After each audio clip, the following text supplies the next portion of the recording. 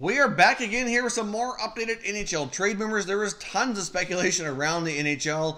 Chatter between GMs are at an all-time high. But today we are talking about the Edmonton Oilers, the Vancouver Canucks, and the Carolina Hurricanes. We'll get into all that coming up next.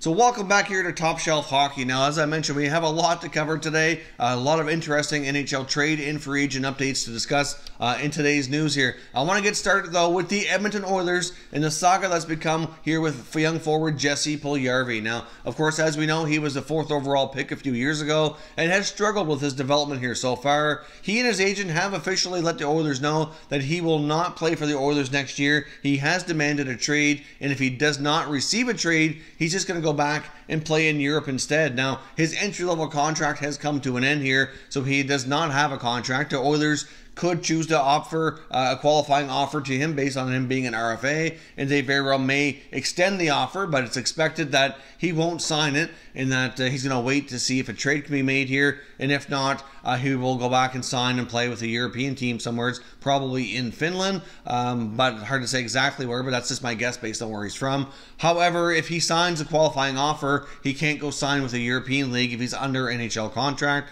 so he's certainly not going to be doing that.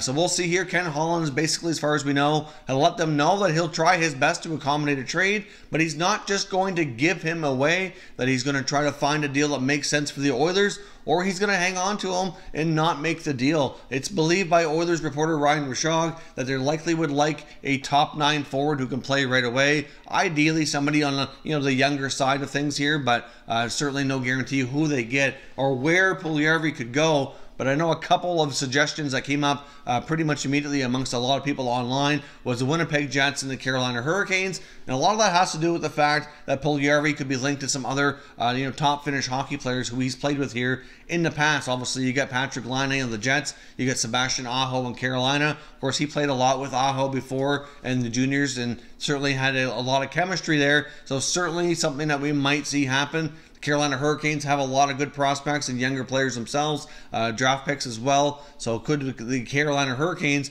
who would like to add some more scoring, maybe take a chance here on Jesse Puljujarvi? Certainly a possibility. Of course, you get the cash-strapped Winnipeg Jets as well, who are looking to bring in some players with some smaller contracts. Maybe they would take a chance on him and reunite him with his Finnish friend, Patrick Laine. So hard to say exactly where he goes. I'm not sure. Those are just ideas based on connection to some other NHL friends, but that doesn't mean that a deal is going to get done by any means. But the Oilers are not going to just give him away. But many feel that part of his development issues here fall on the team, but fall on the player as well. There's certainly been some opportunities when he has had a chance to play that he just hasn't looked good at all. So I don't think you can put all this on the Oilers, but there certainly seems to be a trend in some cases here of some of their players not developing well. With Ken Holland recently taking over, I know they're in the process of kind of making over the entire team and changing a lot of the staff. So hopefully we'll see things like that change with the Oilers. But I do think some of this is on the player here as well. So we'll see what happens. But at this point, it doesn't look like Jesse Puljujarvi will play with the Oilers here ever again. Now, one quick note here as well on the New York Islanders captain Anders Lee. As we know that the contract negotiations seem to be going okay, but we don't have a lot of updates on Lee. There's also Robin Leonard with the Islanders. We saw them sign Brock Nelson and Jordan Eberle. It's believed the sticking point with Anders Lee is term more than anything else. Now, Anders Lee is already 29 years old.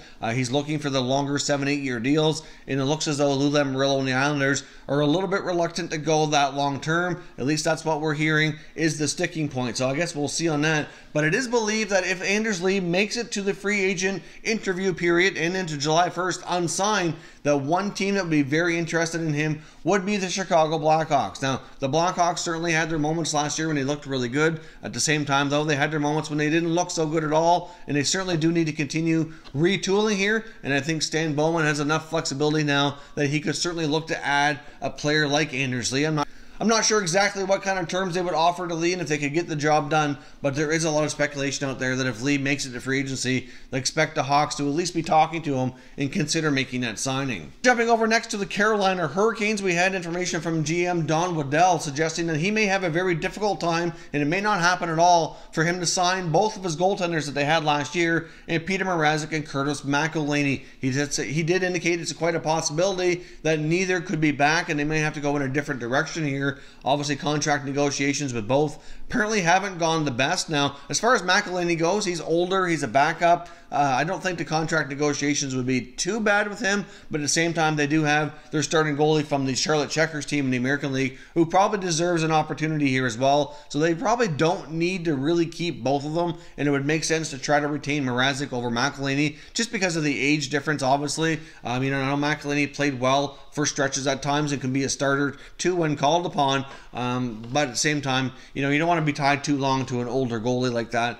So if they had to pick, it's probably going to be Mrazek, but they have to come to terms with the contract first. So obviously Mrazek looks as though he wants to be paid a little bit more than what they're willing to go here. Obviously he had a fantastic year with being the starter the bulk of the season, and I just think that he's looking for too much money. I'm not sure exactly what Mrazek's looking for money, but indications are, based on what we've heard here, that he's looking to be paid more like a starting goalie who's a little bit more established. Obviously, he signed to Carolina on a short-term, 1-year, prove-it-to-me kind of contract.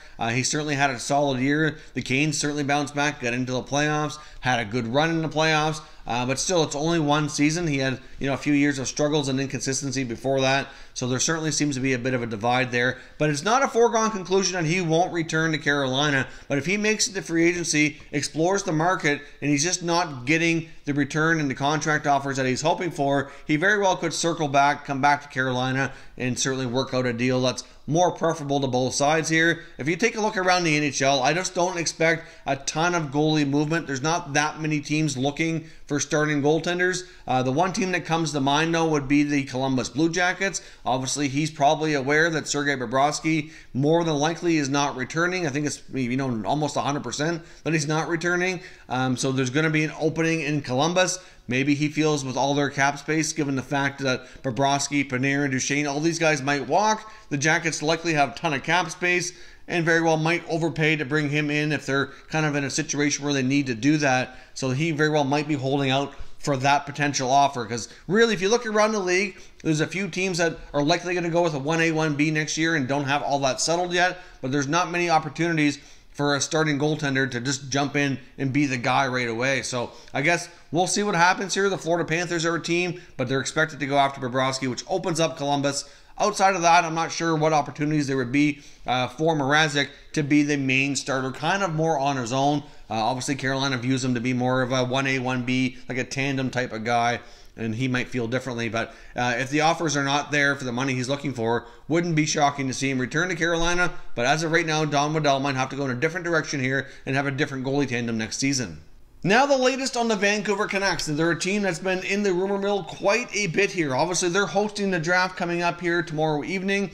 So obviously, they are expected to make a little bit of a splash, but not just because they're the host team and they're going to be in Vancouver for the draft. That is sometimes part of it, but for the most part, Jim Benning just really needs to improve his team, and I do believe there is some pressure from above and ownership to kind of get this team back towards a playoff spot sooner than later. They've been rebuilding here for a few years, and I know obviously they lose a lot of revenue where they're a non-playoff team. The Canucks went long stretches of, year after year, even though they never won a Stanley Cup, they were competitive and made the playoffs for, a long stretch of the time there. So obviously they want to get back to that, and they want to get back to it, as soon as possible. They have a lot of good young hockey players, and they need to kind of mix in some other parts here to kind of really help move them along. Now, for the most part, it was looking like Alex Edler wasn't going to be staying with Vancouver, but given the fact that the Vancouver Canucks have been linked to a lot of other defensemen, and it's obviously clear as day here, which makes a lot of sense, that Jim Benning wants to retool his blue line, how will the Edler situation unfolding here impact those potential other moves? Because I think a lot of these other discussions were based on the fact that Alex Edler likely wasn't returning. Not to say that they couldn't stand to keep him and add to it, because there certainly is a lot of opportunity to make that blue line better. But they've been linked to free agents like Tyler Myers and Jake Gardiner. They've been linked in trade talks to Nikita Zaitsev, Rasmus Ristolainen, and there's been more rumors swirling again. I know it happened before and it kind of went away, but there is some talk of it coming back, and it came from Elliot Friedman about possibly the Canucks looking at PK Subban. So obviously that's going to be a big price tag. He makes $9 million. Not sure exactly what the asking price would be from Nashville, but the Predators are in a situation where they really need to free up some cap space if it's believed that they're going to go after Matt Duchene, and to do that they need some some cap relief. So guys like Subban or Kyle Turris are believed to be the main ones that they would try to move out to save the most money here. So I guess we will see if there's any truth to that, but you can't help but wonder with Edler staying in town, obviously especially where he's a lefty on the left side there, how that'll impact these other decisions and other rumors that have been going around. But I can see them adding another veteran defenseman, whether it be Subban or Ristolainen or Myers or one of those guys. With Edler staying, it's probably less likely that they go after Gardiner, but I do think it's quite possible for somebody on the right side, whether it be through free agency with Tyler Myers or making a big splash in a trade for like Ristolainen or Subban. I can see it being a possibility. I'm not sure how likely it is that they land PK, but I guess we'll see. But either way, the Vancouver Canucks are a team that's apparently incredibly active in trade talks, and they have a lot of balls in the air, and it's hard to say where things are going to land. There's been a lot of talk about their first round pick being in play, and there's also been more talk about them even moving up in the draft. There's been some talk about them trying to move up, maybe 3 or 4 spots and trying to get the pick from either the Red Wings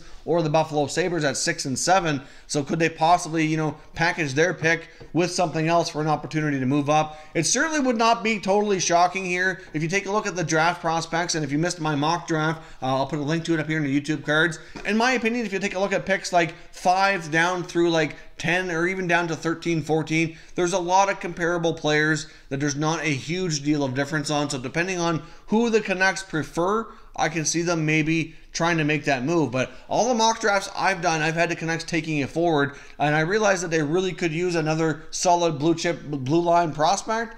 However, when they're picking that high, I just think there's some of those forwards are just too much to pass on. The defenseman that would be available, in my opinion, might not be strong enough to use the pick on, depending on what's on the board, of course, at the time. You can't really predict 100% how the teams in front of you are going to pick. But if those picks kind of go anywhere close to what's planned, it's just really hard to say what the Canucks do here. But if they're moving up in the draft, I just can't see them moving up to go after a defenseman unless they make it all the way up to number 3, because that's where I expect Bowen Byram to go. I don't expect him to go, maybe a 4 at the lowest.